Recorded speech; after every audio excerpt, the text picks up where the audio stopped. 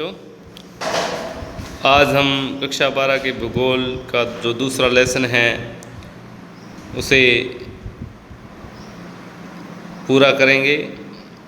कल हमने पढ़ा था भील जनजाति के बारे में, आज गोंड जनजाति। गोंड विश्व का सबसे बड़ा जनजातीय समूह है। भारतीय प्रायद्वीप पर निवास करने वाली जनजाति को गोंड कहते हैं। गोंड की शब्द की उत्पत्ति खोंडा से हुई, जिसका अर्थ है पहाड़ी। गोंड अपने आप को कोयटूर या कोल भी कहते हैं। 16वीं से मध्य 18वीं सदी तक भारत में गोंडों के शासित 4 साम्राज्य गढ़ मांडला, देवगढ़, चादा व खेडला पनपे। इस लाइन को अंडरलाइन करेंगे। मुगलों व 1940 में मराठों के प्रभुत्व के बाद ये हाशिए पर चले गए। वर्तमान में इनका निवास दुर्गम व पहाड़ी क्षेत्रों तक सीमित हो गया। निवास क्षेत्र, तो अब ये कैसे कैसे जगहों पर कहाँ कहाँ रहते हैं उसके बारे में पढ़ेंगे। गोंड जनजाति के कई वर्ग मध्य प्रदेश, छत्तीसगढ़, झारखंड, तेलंगाना, महाराष्ट्र, उड़ीसा व आसाम में रहते हैं। गोंड सतपुड़ा पहाड़ियों, मैकाल श्रेणी, सोन, देवगढ़, उच्च भूमि, बस्तर, पठार व गड़जत पहाड़ियों में रहते हैं। मानचित्र 2.3 में गोंड जनजाति के निवास क्षेत्रों को प्रदर्शित किया गया है। इन पहाड़ियों की ऊंचाई 600 से 900 मीटर के बीच है। इन क्षेत्रों से देश की प्रमुख नदियां नर्मदा, ताप्ती, सोन, महानदी व गोदावरी का उद्गम हुआ। इस लाइन को भी अंडरलाइन करेंगे। इन क्षेत्रों में सघन वन पाए जाते हैं। ग्रीष्म काल में तापमान 40 डिग्री सेल्सियस तक हो जाता है। इन क्षेत्रों में वर्षा का औसत 120 सेमी से 160 सेमी के बीच रहता है। आर्थिक क्रियाकलाप, ये लोग आत्मनिर्भर होते हैं। इनके जीवन की आवश्यकताएं बहुत ही साधारण होती है।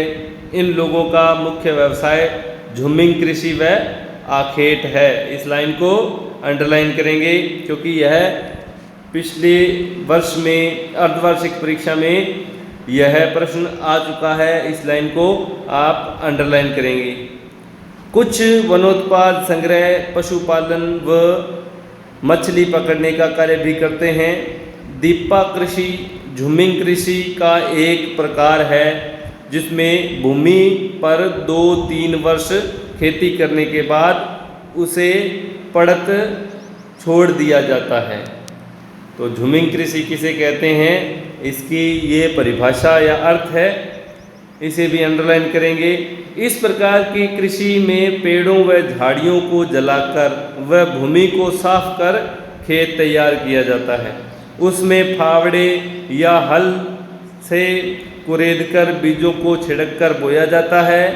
बीज बोने के बाद देवी माता को और जंगल के अन्य देवताओं को पशु बलि दी जाती है। पेंडा कृषि मध्य प्रदेश के बस्तर में तीव्र पठारी पहाड़ी ढालों पर सीढ़ीदार खेतों पर की जाती है।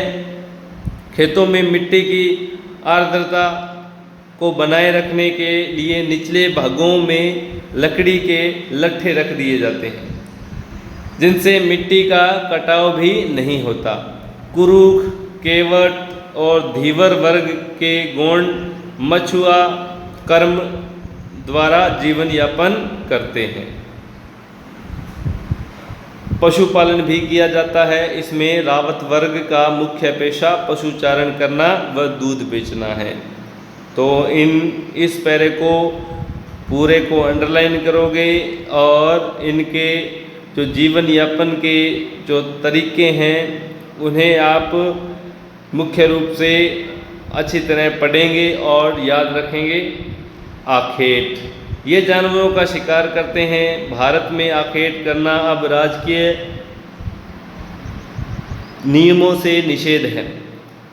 फिर भी ये लोग कुछ मात्रा में वन्य जीवों का शिकार कर लेते हैं। धीरे धीरे शिकार का स्थान कृषि ने ले लिया है। अधिकांश गोंड लोग अब कृषक बन गए हैं। भोजन, कोदू, कुटकी जैसे स्थानीय अनाज गोंडों के मुख्य खाद्यान्न हैं। इस लाइन को अंडरलाइन करेंगे। सब्जियां घरों में उगाकर या जंगलों से प्राप्त करते हैं। उत्सवों व त्योहारों पर चावल बनते हैं। शिकार से प्राप्त व बलि दिए जानवर का मांस भी खाते हैं। गोंड धूम्रपान करते हैं तथा महुआ से बनी शराब का सेवन करते हैं। वस्त्र व आभूषण, गोंड प्राय सूती वस्त्र पहनते हैं। पुरुष धोती तथा स्त्रियां साड़ी व चोली पहनती है।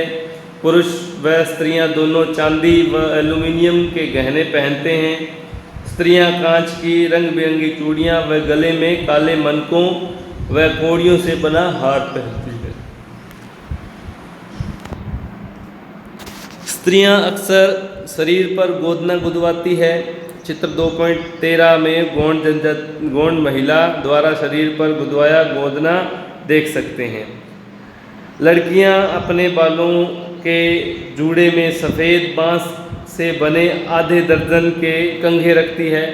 निवास गृह, गोंड नंगले अर्थात पल्ली और छोटे छोटे गांवों में रहते हैं। जिस स्थान पर आवास बनाना होता है उसका शगुन निकलवा कर उस स्थान पर उत्सव मनाते हैं। तो ये देखिए, ये गुदवाया हुआ है।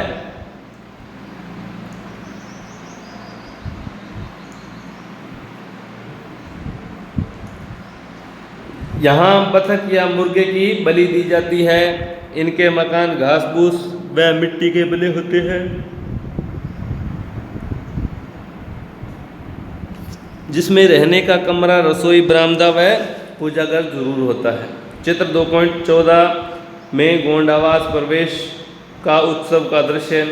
औजार व बर्तन, गोंड लोगों के औजार बहुत साधारण होते हैं जो स्थानीय कारीगरों द्वारा बनाए जाते हैं। स्थानीय लुहार फालिया, खुरपी, फावड़ा, दराती, कुल्हाड़ी व तीरों की नोक आदि बनाते हैं। लकड़ी का सामान ये लोग स्वयं ही बना लेते हैं।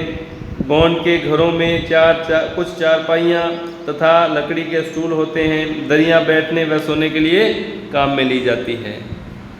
समाज व संस्कृति, गोंड पितृसत्तात्मक समाज की रचना में रहते हैं। पिता की मृत्यु के उपरांत उसकी संपूर्ण अचल संपत्ति अपने पुत्रों में बांट दी जाती है। सबसे बुजुर्ग पुरुष परिवार का मुखिया होता है। गोंड लोगों में सेवा विवाह, विनिमय विवाह, हरण विवाह तथा विधवा विवाह का प्रचलन है। इन लोगों में विवाह समारोह किसी प्राकृतिक स्थान जैसे जल स्रोत के निकट अथवा आम के वृक्ष के नीचे किया जाता है। इस अवसर पर अनिष्ट से बचने के लिए राम धुनी का आयोजन किया जाता है। गांव के मुखिया को पटेल अथवा मुखादम तथा गांव के चौकीदार को कोतवार के नाम से जाना जाता है। इस लाइन को आप अंडरलाइन करेंगे। आपसी विवादों का निपटारा गांव की पंचायत करती है। गांव के पुजारी व पुरोहित को देबारी कहा जाता है। इस लाइन को भी अंडरलाइन करेंगे और अपनी नोटबुक में लिखेंगे। इन दोनों लाइनें जो मैंने अंडरलाइन करवाई है उन दोनों को आप अपनी नोटबुक में लिखेंगे। गोंडी बोली द्राविडियन भाषा परिवार से संबंधित है, जिसका संबंध तमिल व कन्नड़ से है। कई गोंड हिंदी, मराठी व तेलुगु भी बोलते हैं। साक्षरता का स्तर देश के औसत से बहुत नीचे है। महिला साक्षरता नगण्य है। गोंड जनजाति के लोक नृत्य व गीतों के साथ पर्व व उत्सव मनाते हैं।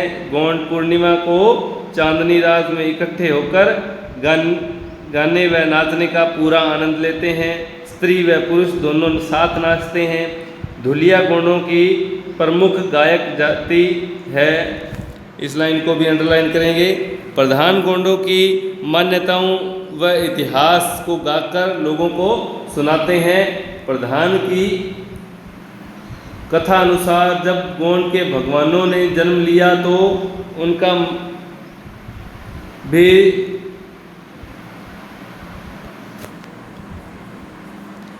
भी उन्हें बेसहारा छोड़ दिया। देवी पार्वती ने उनको सहारा दिया, लेकिन शंभु महादेव ने उनको एक गुफा में कैद कर दिया।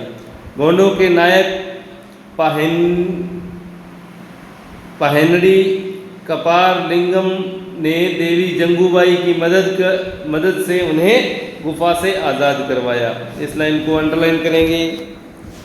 वे 4 समूह में गुफा से बाहर आए। सभी से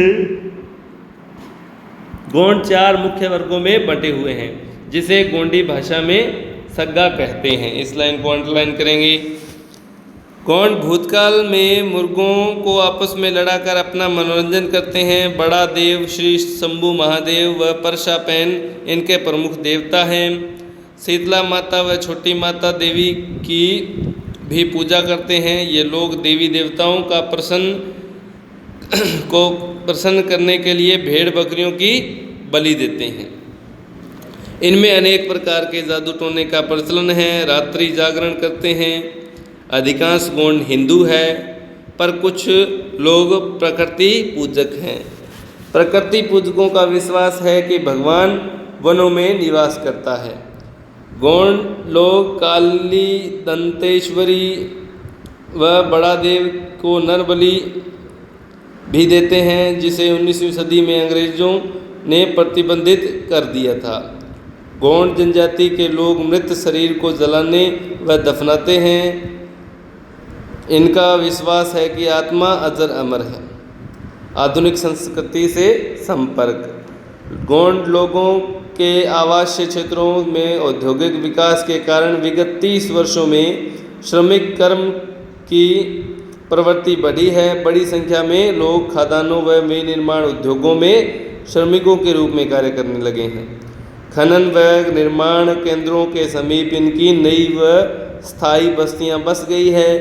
इन बस्तियों में अस्पतालों, विद्यालयों, बाज़ारों, बैंकों व पंचायतों की स्थापना हुई। सड़क व रेल मार्गों के जाल से इनका संपर्क शहरों से बढ़ा है। जीवन शैली में तेज़ी से बदलाव आ रहा है। पुराने रीति रिवाज व पारंपरिक परंपराओं की पकड़ ढीली हुई है। सरकार ने दास्ता की कबाड़ी प्रथा को पूर्ण रूप से प्रतिबंधित कर दिया है। इस प्रथा के अनुसार छोटे से कर्ज को चुकाने के लिए ऋणी की कई पीढ़ियों को साहूकार के गुलामों की भांति कार्य करना पड़ता था। शिक्षा का स्तर बढ़ने लगा है। जीवन अधिक सुविधाजनक हो गया है। गोंड जनजाति अनुसूचित जनजाति में शामिल होने के कारण इन्हें सरकार से कई सुविधाएं भी प्राप्त हो रही हैं।